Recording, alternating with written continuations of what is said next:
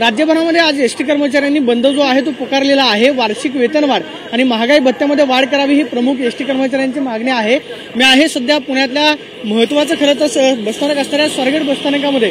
आपण जर पाहिलं तर लांब पल्ल्याच्या रात्री मुक्कामीच्या गाड्या आलेल्या होत्या, तेवढ्याच गाड्या सध्या बसस्थानकामधून सोडल्या जातात। मात्र स्वारगेट बसस्थानकामधून राज्यभरामध्ये जाणाऱ्या गाड्या ज्या आहेत त्या जागेच उभ्या असलेल्या पाहायला मिळतात। कारण कर्मचाऱ्यांची भूमिका आहे, जोपर्यंत निर्णय घेत नाही तोपर्यंत आम्ही कामावरती जाणार नाही। जवळपास 500 कर्मचारी जे आहेत ते स्वारगेट बसस्थानकामधले आज संपावरती आहेत। मात्र दुसऱ्या बाजूला जर पाहिलं तर काही गाड्यांचं बुकिंग जे आहे ते सुरू आहे, मात्र प्रवाशांची मोठी गर्दी जी आहे ती आपल्याला पाहायला मिळते। त्यामुळे प्रवाशांना या संपाचा फटका जो आहे तो सुद्धा मोठ्या प्रमाणावरती सहन करावा लागतोय। सकाळपासूनच प्रवाशांची गर्दी जी आहे ती आपल्याला स्वारगेट बसस्थानकामध्ये पाहायला मिळते। मात्र दुसऱ्या बाजूला जर आपण पाहिलं तर गाड्या ज्या आहेत त्या जागीच थांबू आहेत।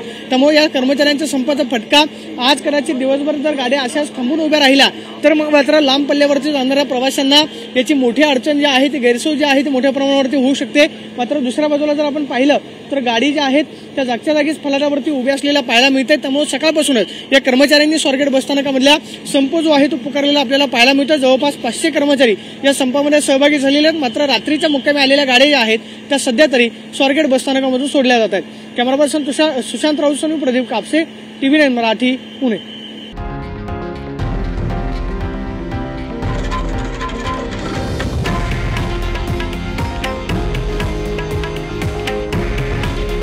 हे आहे देशातील नंबर 1 न्यूज नेटवर्क आणि आपण पाहत आहात TV9 मराठी। काळजी तुमची, हित महाराष्ट्राचं।